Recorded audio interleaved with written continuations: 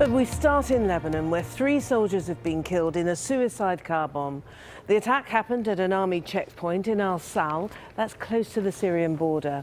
Well, several other soldiers were injured, and the army has now closed all roads to the checkpoint.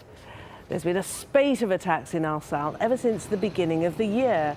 The border town is home to thousands of Syrian refugees who've been fleeing the violence, but it's also home to Syrian rebels who are seeking refuge and crossing the border into Lebanon following a Syrian army advance in the territory over the recent weeks. So we can talk now to Rula Amin, who's live for us in Beirut. And first of all, it seems as though Al-Sal is being ever more drawn into the conflict that's taking place across the border in Syria.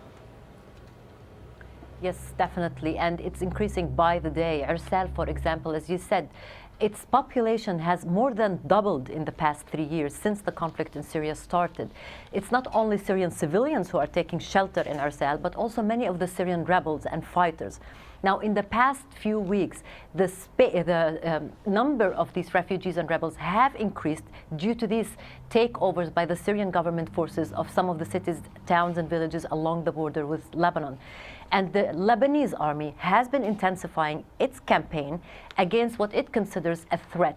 Al-Qaeda-linked groups based here in Lebanon, Lebanese and Syrian members, who are being accused of being behind several car bombs attacks and drive-by shootings against the Lebanese army and Shia neighborhoods. So in the past few weeks, the army has intensified its campaign against these groups, and in return, the army has become a target. In the past 2 weeks, in the past week, 2 Lebanese soldiers were killed in a drive-by shooting in the northern city of Tripoli, and today this suicide bombing that killed 3 soldiers.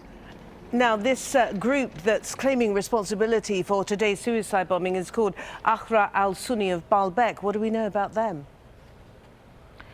It's a new emerging group. In a way, it's a bit shady because in many of the cases that it had claimed responsibility for some of these attacks, we heard other claims of responsibility from groups like Al-Nusra. What we know is that Al-Qaeda-linked groups based here in Lebanon have made it clear the Lebanese army is now a target. They accuse the army of actually helping the Shia group here, Hezbollah, and the Syrian regime by going after their members. They believe that the Lebanese army's agenda is to weaken them in order to help President Bashar al-Assad control the territory that he has and go after them. And that's why they consider it a legitimate target. And that is getting very much becoming a provocation for many Lebanese whose sons are part of the army, whether they're Christians, Sunnis, or Shia. Well, the attack of today came just hours after a speech by the Hezbollah leader, Hassan Nasrallah, in which he defended the group's intervention in the Syrian war.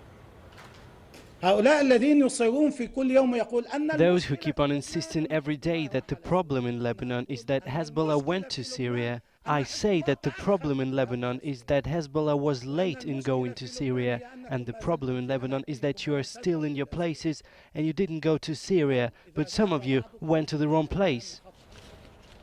Now, Hassan Nasrallah, since the beginning, has not been shy about protecting and about defending his group's involvement in Syria. Today, he reiterated his position and his group's position. They are not for the downfall of the Syrian regime. They think that there are legitimate demands by the people, but these demands should be met, but also through a political resolution. And he believes that there is a campaign, this storm, what he calls a storm, in order to put Syria in a different alliance that actually becomes a threat to the existence and the goals of Hezbollah. And that's why he feels it's a must and it's a duty for Hezbollah to go there and defend the regime. It's, again, it's the same lines he has been using in the past 3 years, that defending the regime in Syria is part of defending what he calls the resistance and his group's ability to continue here and to continue fighting Israel. Rula Amin with the very latest from Lebanon.